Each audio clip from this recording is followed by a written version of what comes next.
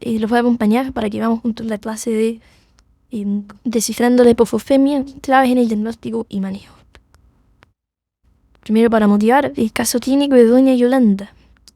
Yolanda, una mujer de 78 años, se desempeña como dueña de casa. Previamente tenía hipertensión arterial, una fibrilación auricular usando anticoagulantes directos, diabética tipo 2, hipotiroidismo. Se hospitaliza para manejo de una isquemia arterial aguda en la extremidad inferior izquierda que requiere revascularización urgente. En su posoperatorio, que se alarga por intercurrencias infecciosas del nervio operatorio, se documenta un examen de control de fósforo en 1.2 miligramos por decilitro, habiendo estado previamente en valores normales. Entonces, doña Yolanda ella misma nos mira a los ojos y nos pregunta: doctor, ¿cómo enfrentaría mi caso desde el punto de vista diagnóstico? Alternativas: es necesario solicitar un análisis de orina en recolección de 24 horas. La hipofosfemia es un trastorno anecdótico que no requiere estudio ni manejo. Probablemente falta revisar bien qué ha ocurrido en este mes de estadía, con énfasis en los fármacos recibidos. Y lo más probable es que sea una hipofosfemia por shift y que se le pase sola al recontrol. Entonces, la alternativa correcta a esta pregunta es la C. Y vamos a ir viendo durante la presentación porque los objetivos que nos propongo para esta sesión de aprendizaje es repasar algunos conceptos fisiopatológicos fundamentales, definir la severidad de la hipofosfemia y su impacto en las manifestaciones clínicas, ofrecer una aproximación diagnóstica sencilla y estandarizada. Por último, estudiar las alternativas terapéuticas, aunque contamos en el contexto hospitalario. Esta es nuestra hoja de ruta, tenemos solo 4 estaciones, y el telón de fondo es la autopista de sur, ¿verdad?, austral, en el Parque Pumarín, destino obligatorio para los que no la conocen todavía. Muy bien, entonces vamos a partir hablando de fisiología y fisiopatología. Entonces, el fósforo es un rol importante en nuestro organismo. Tiene varias funciones, aquí les detallo algunas de ellas. Juega un rol ya en el desarrollo de mineralización ósea, un papel muy importante en la estructura y función de las membranas celulares. Es un componente central de los nucleótidos, biomoléculas claves para la posibilidad de la vida. Son parte de moléculas de señalización intracelular. Un depósito de energía bastante conocido por todos, ¿verdad?, el ATP. Y por último, juega un rol en equilibrio ácido-base también. Entonces, el fósforo hace muchas cosas. ¿Y dónde está? Esa es la pregunta. En este gráfico podemos ver entonces la distribución del fosfato en los espacios extracelulares e intracelulares. Lo importante preguntarles es que el grueso del fósforo, 98-99%, está en el sistema óseo, ¿ya?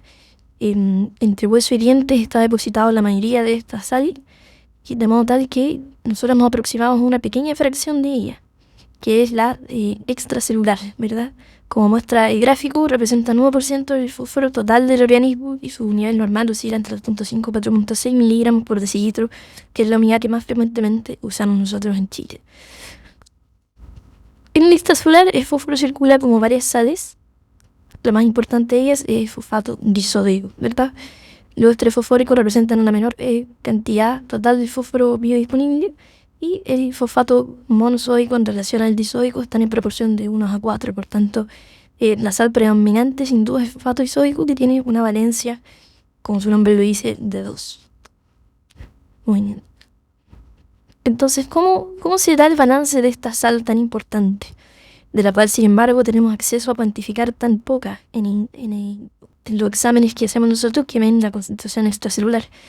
Tenemos aquí un esquema, un ejemplo nomás, por ejemplo, de una dieta bastante estándar que contempla la ingesta de 1500 miligramos de fósforo en la comida en un día normal, de las cuales gran parte se absorben. Vamos a ver esto en la próxima diapositiva, pero aquí la figura propone unos 1100 miligramos se absorben y pasan a ser parte del pool de fósforo corporal, que tiene equilibrio dinámico con el hueso, en el cual en un día circulan ida y vuelta aproximadamente unos 200 miligramos, y el resto es excretado por el riñón, que hay algunos mecanismos que permiten la regulación fina del balance de fósforo, de modo tal que en ausencia de función renal se acumularía, ¿verdad?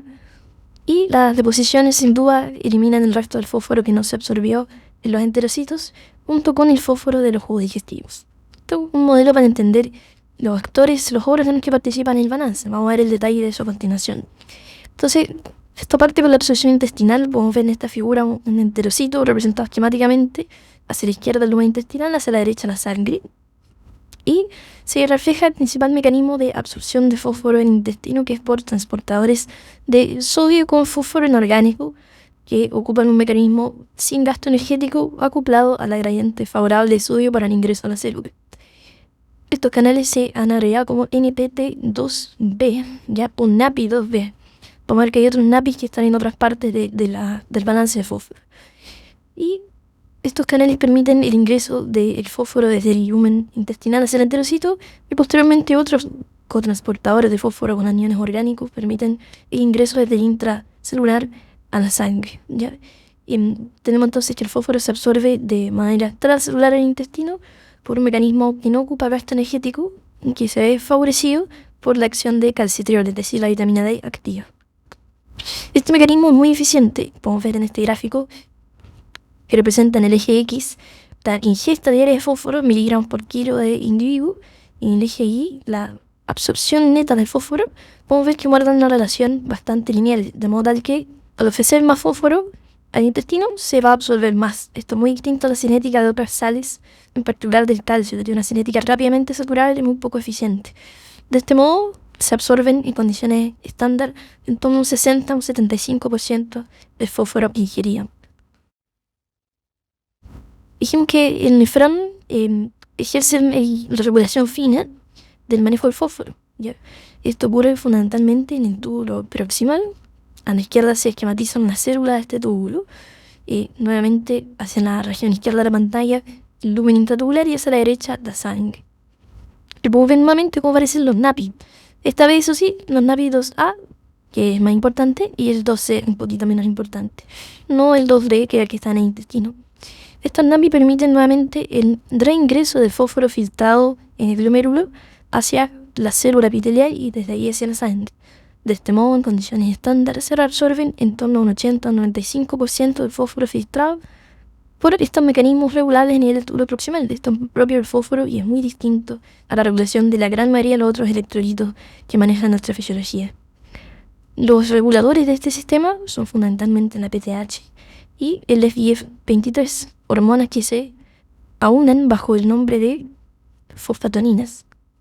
Ya, PTH, hormona sintetizada y liberada en la glándula paratiroidea, y FGF23, una hormona que es producida por los osteoblastos y osteocitos.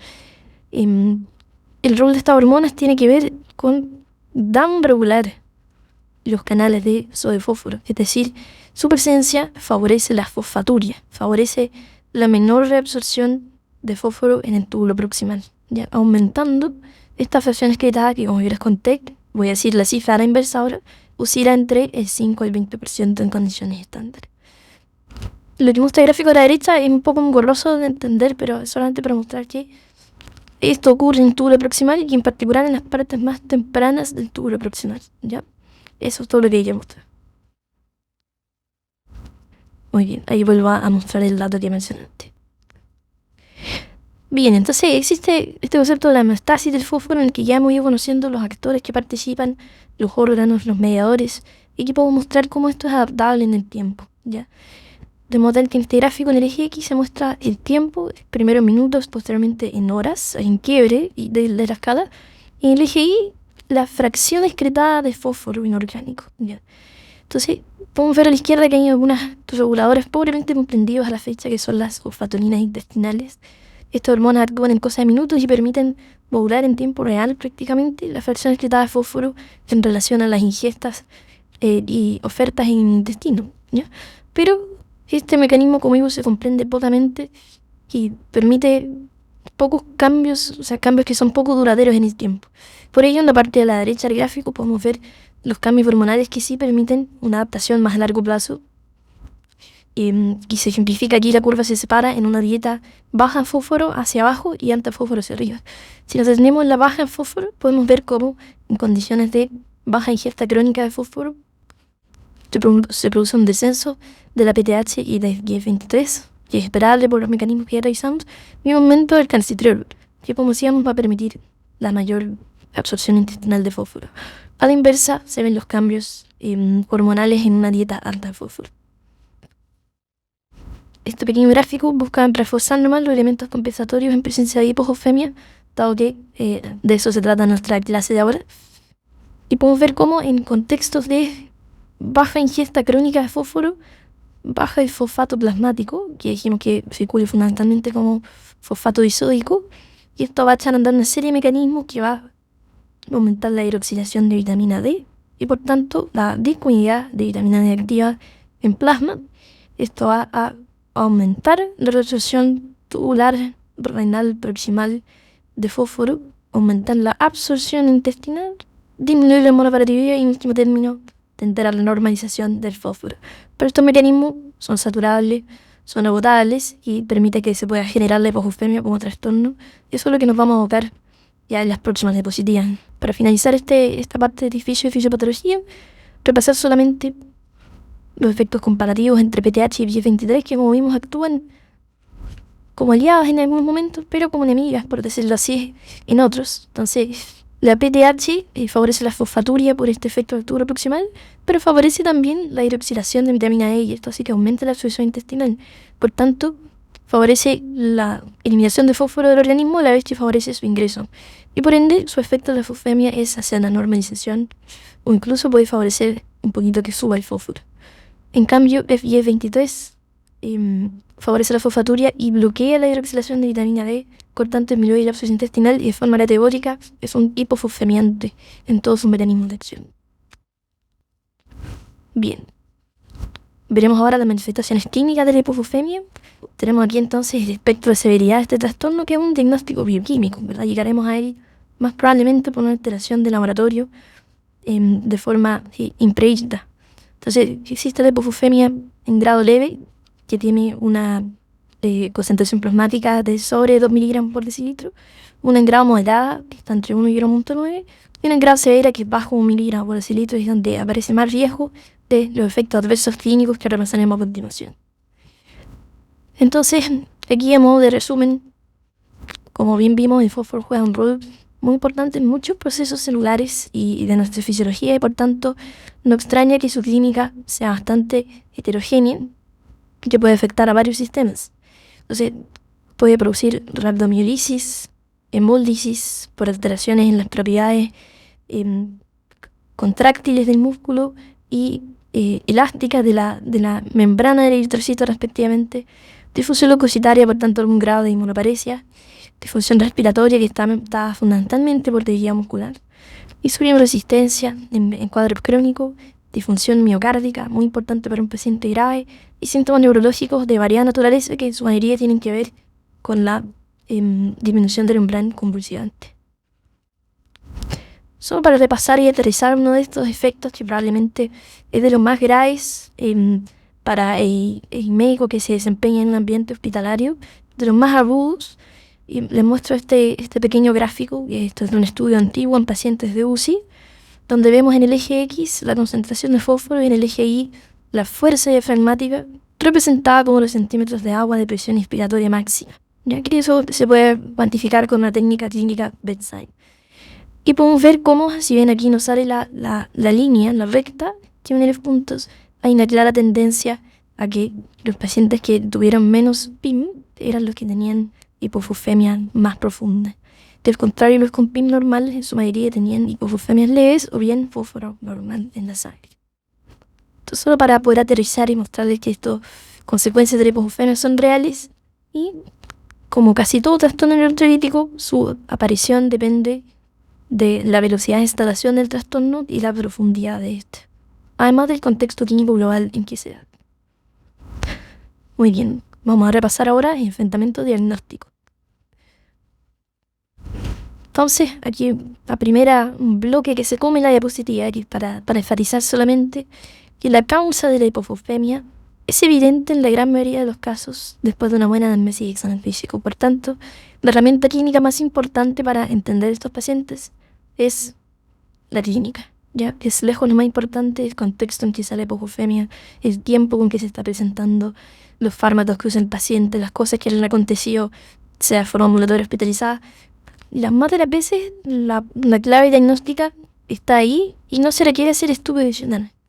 Así todo, vamos a ofrecer una aproximación diagnóstica para aquellos casos en que, si bien infrecuentes como les cuento, la causa no es tan obvia y por tanto hay que buscar más exhaustivamente. Entonces, esta es la propuesta que yo les hago. En presencia de hipofosfemia, que no se explica fácilmente por contexto clínico global, la herramienta sencilla más fácil para entender es calcular la fracción excretada de fósforo. ¿Ya?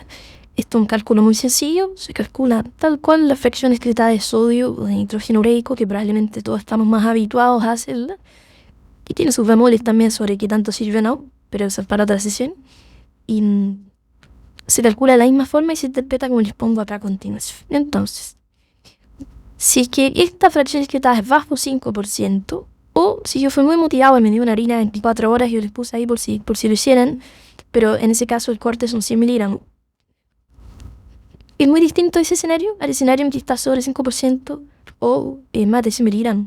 Y esto tiene que ver con lo que repasamos antes de la fisiología, ¿verdad? Entonces, si en condiciones normales, es decir, de eufosfemia o normofosfemia, la fracción excretada oscila entre el 5 y el 20%, entonces la respuesta renal compensatoria ante una hipofosfemia, es decir, una baja de fósforo cuantificable, biodisponible en el plasma, sería reabsorber más todavía, ¿verdad?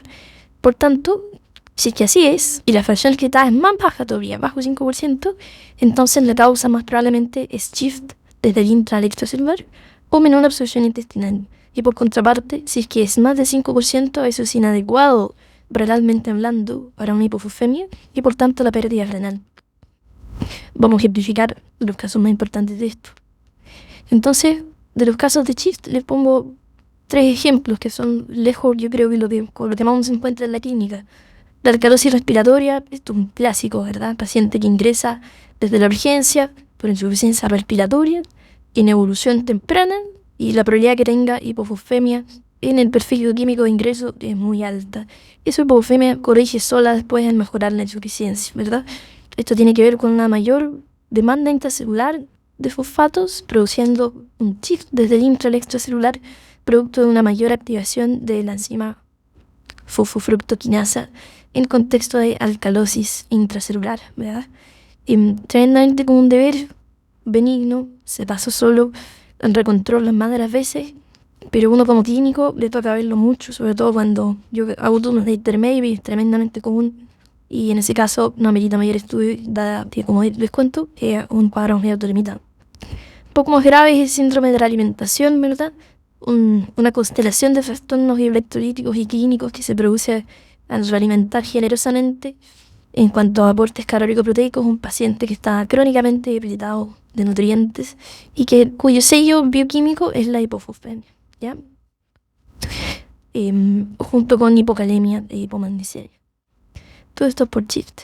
Y por último, el síndrome hambriento, menos frecuente. Esto se ve en contexto postoperatorio de hiperparatiroidismo severos, sean estos primarios o terciarios, y un trastorno que tiene que ver con un shift desde el intracelular hacia el sistema esquelético, producto de un rebalance muy abrupto en los factores que generan el equilibrio dinámico entre la actividad osteoclástica y osteoblástica, de modo tal que se produce un gran influjo de calcio, fósforo y magnesio al sistema óseo, y eso produce hipocalcemia, hipofosfemia e hipomagnesemia en el paciente.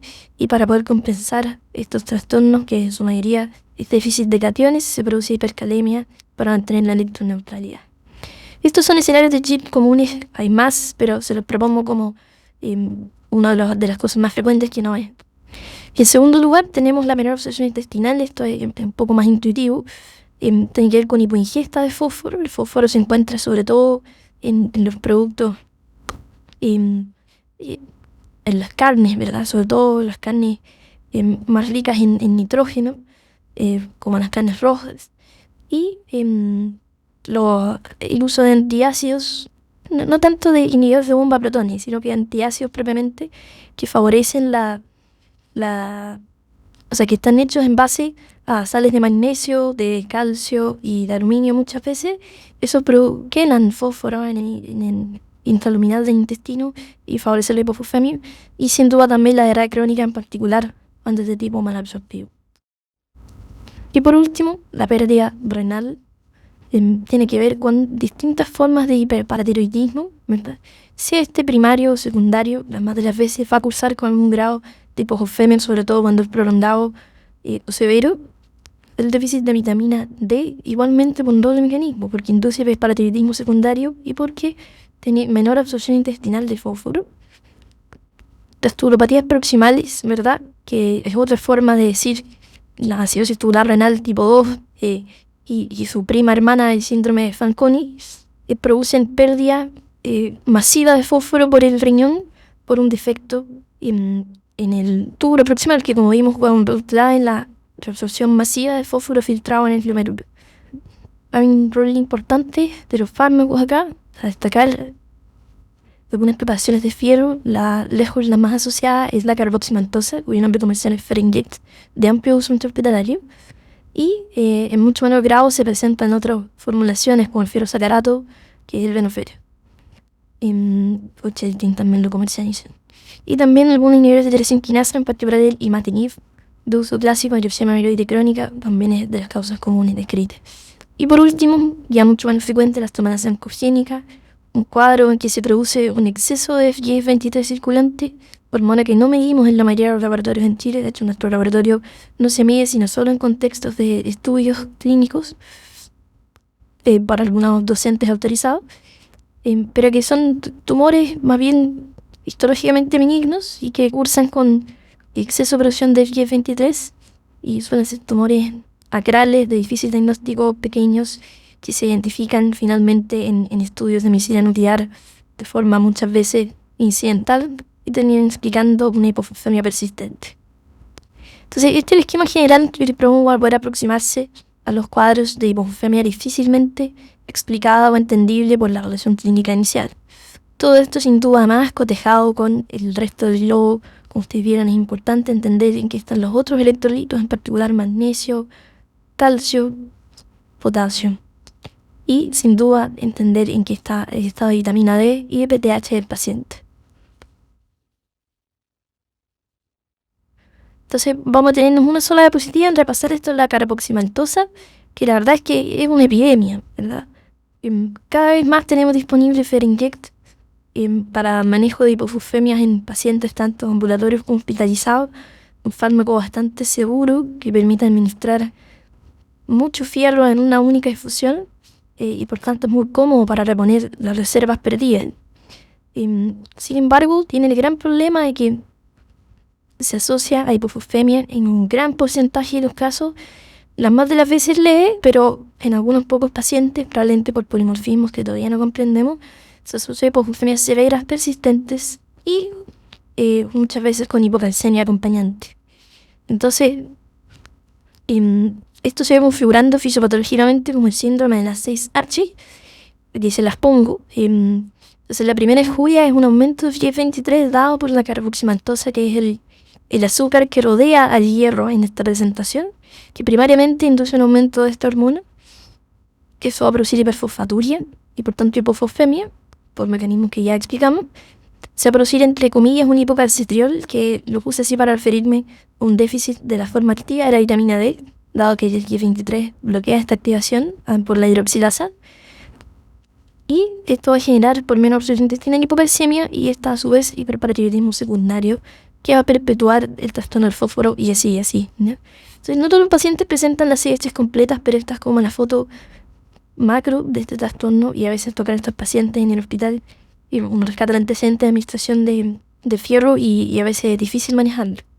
Entonces, les pongo aquí un gráfico nomás de un estudio que ahí está la referencia, publicado en JAMA en el 2020, que fue un estudio comparativo en incidencia de hipofosfemia entre carboximaltosa e isomaltosa.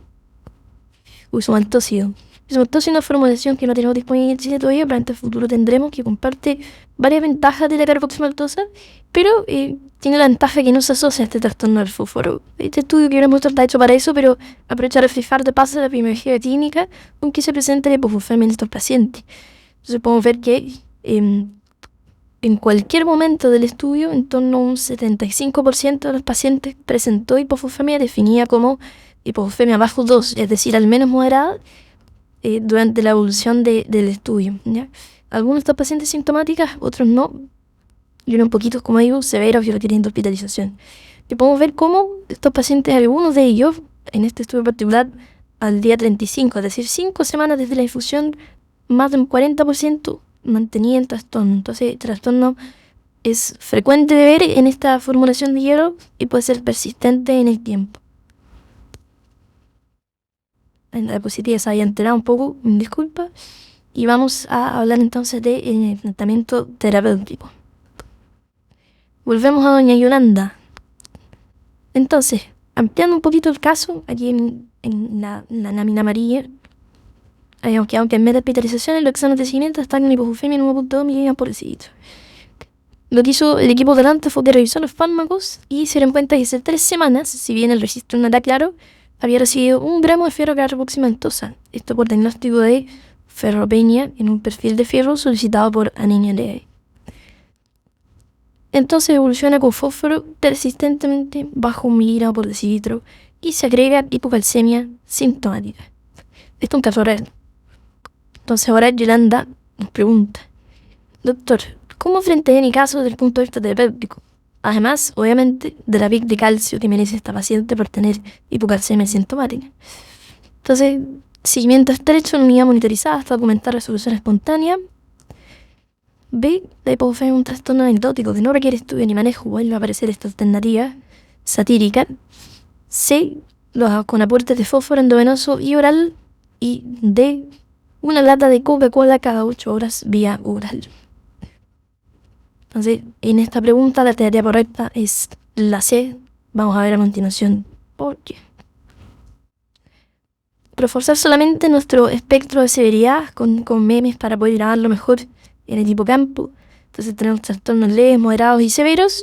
Y se pone aquí que el esquema general de tratamiento en cuanto al fósforo de estos cuadros. Entonces, los pacientes con una hipoglucemia leve son candidatos a optimizar la absorción de esta sal.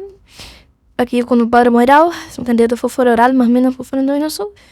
Y los severos van a requerir fósforo endovenoso más o menos fósforo oral, sin duda, igualmente, ¿verdad? Teniendo esa biodisponibilidad. Nuevamente aquí un gran bloque para darle dramatismo y robar la diapositiva antes de hablar del detalle. Esto es importante, y es que el manejo de estos trastornos tiene 2 grandes pilares. Uno que es causa específico, que no podemos dejar de olvidar, que tiene que ver con la búsqueda etiológica y el poder hincarle el diente al trastorno de base que está generando la hipofosfemia, ¿ya? Eso es muy importante. Así todo, como eso da para una clase entera de cada trastorno, nos vamos a abocar ahora al soporte hidroelectrolítico específico de este cuadro. Entonces, tenemos disponible fósforo oral, ¿ya? Entonces, si el fósforo oral se da en dosis de 1000 a 2000 miligramos al día, o visto de otra forma, si el peso del paciente es más bien extremo, 20 a 40 miligramos por kilo de peso al día. Si fijan, para un paciente en torno a 70 kilos, si ese 20 a 40 lo dejo en 30, me va a dar los 2000 que mencionan los datos. Bueno, esto nosotros en nuestro hospital tenemos cápsulas de fósforo de 250 miligramos de fósforo elemental cada uno. Les voy a mostrar al tiro cómo es eso. Y importante que según la etiología específica podemos considerar agregar calcitriol para poder aumentar la absorción intestinal de fósforo. Esto es bien específico, es medio rosa y el área de su especialidad, pero voy a intentarlo toda vez que sospeche que por contexto clínico el fósforo que le doy se está absorbiendo poco, ¿ya? Eso a veces uno lo sospecha así. Entonces, antes de hablar un poco más de la otra formulación de fósforo, es importante que el fósforo oral nos permite hacer una pausa para repasar los principios de administración que tiene que ver con el manejo de la hipofosfemia leve, como ya les decía, que es aumentar la absorción intestinal. Eso tiene que ver con separar la absorción, o sea, la administración de fósforo de potenciales quelantes, como son el magnesio, las sales de calcio y el aluminio, que hoy día no tiene uso clínico, ¿verdad? Pero en otra época sí. Pero separar los suplementos de calcio y magnesio que con frecuencia los pacientes requieren incluso en contexto hospitalario. Y lo otro importante es poder hacer los ajustes dietéticos para administrar alto fósforo en la dieta. Eso tiene que ver a nivel de hospital fundamentalmente con poder aumentar un poco la ingesta de lácteos en la medida que el paciente lo tolere.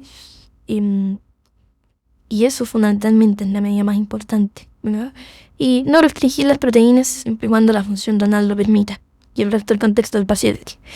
Es importante recordar que si bien uno con frecuencia ve y escucha que hay que darle Coca-Cola a estos pacientes, el aporte de fósforo de la Coca-Cola es muy pequeño comparado con el de un lácteo. De hecho, por ml de volumen, los lácteos tienen 3 a 4 veces más fósforo biodisponible que la Coca-Cola. Es cierto que los lácteos tienen calcio también, y eso podrá quedar un poco el mismo fósforo administrado y absorberlo de forma un poco menos eficiente, pero así todo por volumen administrado tiene mucho más fósforo y el resultado neto es que se absorbe mucho más. Así que probablemente deberíamos indicar menos Coca-Cola y indicar más lácteos en el día, ¿ya?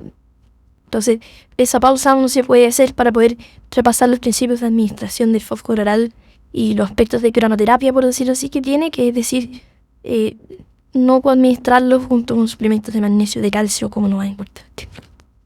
Y tenemos fósforo endovenoso también, que es la terapia que ocuparemos para los casos al menos moderados y sí o sí en los graves.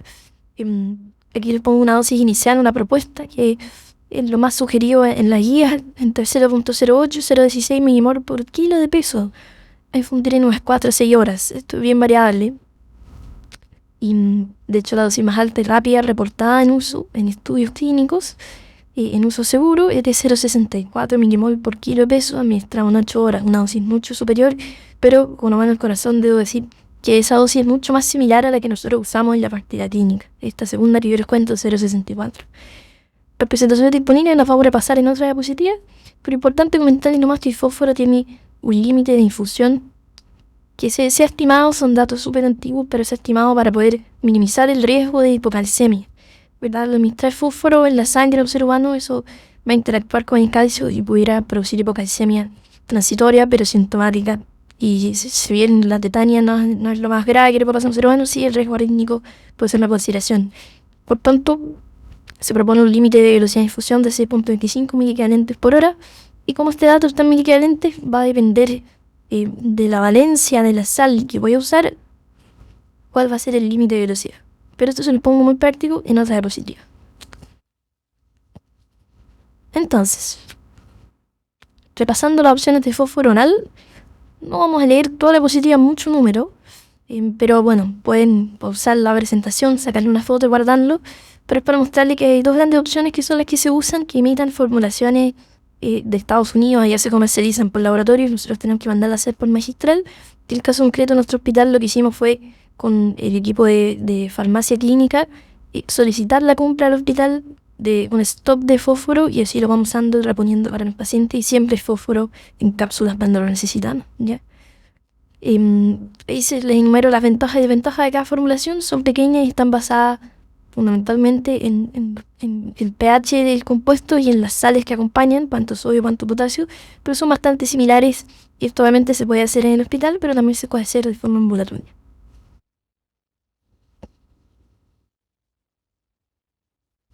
Perdón, ahí se me ha saltado una diapositiva. De las terapias disponibles en cuanto al fósforo endovenoso, aquí les pongo una pequeña tabla, también yo creo para usar y sacarle una foto porque hay harto número, harto dato. Pero bueno, son dos grandes las sales que usamos. Entonces tenemos sales de potasio fosfato y tenemos sales, una sal orgánica que es el fosfato de sodio, en contraparte el fosfato potasio y no blanco. Aquí una pequeña aclaración. Es muy frecuente ver que uno escucha discusiones y dice, oye, pero esta sal la que hay que dar al paciente será fosfato monopotásico o bifosfato de potasio. Discusiones ahí con el equipo médico, el equipo de enfermería. La verdad es que son la misma sal, exactamente la misma sal, solo que tienen distintos nombres según distintas épocas de la química inorgánica. Son nomenclaturas diferentes. Por eso yo aquí en la diapositiva le puse potasio fosfato, y de hecho yo suelo referirme a ella como simplemente potasio fosfato para evitar problemas, pero la nomenclatura vigente debería ser fosfato monopotásico, ¿ya? Bueno, dicho eso, entonces esta primera sal, el potasio fosfato, es inorgánica. Ven una ampolla de 10 ml al 15%. Cada ampolla trae 11 milimoles de fósforo. Y esto visto en miligramos son 340 miligramos de fósforo elemental. El contraión de esta sal es potasio, que viene a 11 miliquivalentes. Aquí les pongo un ejemplo de uso, habitualmente donde hay que dar varias ampollas porque el fósforo que traen es poquito. 3 a 4 en 500 ml, si es una infusión periférica, o 250 una infusión central, de cloruro de sodio 0,9 o suero glucosado al 5%. Y le puse aquí un dato, entre comillas, que es el tiempo de infusión por ampolla, que es para poner de forma práctica lo que yo les decía de cuánto tiempo se necesita respetar para evitar el riesgo de interacciones importantes con el calcio, según los milivalentes que trae cada ampolla. Y esto, para esta primera formulación, son unas 2 horas por ampolla. Por tanto, la infusión me irá a demorar entre 6 a 8 horas en ese ejemplo que yo les puse. En segundo lugar, tenemos la sal de glicerofosfato de sodio, es una sal orgánica. Viene una ampolla de 20 ml del 21,6%, trae 20 milimoles de fósforo por ampolla, y esto en miligramos, como es distinta, la sal son 620 miligramos. El contraión es sodio, 40 equivalentes para los 20 milimoles de fósforo que trae, porque como yo ya les había adelantado, esta es una sal bivalente, y un poquito más fisiológica, toda vez que recordemos que la sal más predominante en nuestro sistema es el fosfato disódico, que es una sal bivalente, y como es distinta la valencia, su velocidad también es un poco más lenta, por decir así. En el ejemplo de uso que yo les pongo, uno da entre 1 a 2 ampollas en 250 a 500 ml si en una infusión periférica, o 100 a 200 ml en una infusión central, de los mismos diluciones, ¿verdad? O sea, cloruro de sodio 0,9 gramos, suero glucosado al 5. Y eso sí, aquí cada ampolla debería necesitar algo entre 4 a 6 horas para respetar los límites que conversamos antes. Muy bien, entonces a modo de conclusión, la hipofosfemia es muy frecuente en contexto hospitalario. Comprender la fisiología es clave para un enfrentamiento diagnóstico y terapéutico ordenados. La mayoría de las veces la causa será evidente por el contexto clínico global del paciente. La vía enteral es segura y efectiva para reponer fósforo, y el manejo incluye un importante componente causa específico, que fue lo que menos vimos en esta presentación, pero eso tiene cada uno su clase específica, y aquí la idea era poder detenernos a reflexionar sobre los mecanismos, las causas y el soporte electrolítico de este trastorno llamado hipofosfemia. Esperando que la clase les haya sido muy útil, yo aprovecho de despedirme y quedaremos atentos de todas formas a preguntas que nos van a seguir a través de la plataforma del curso. Ha sido un gusto.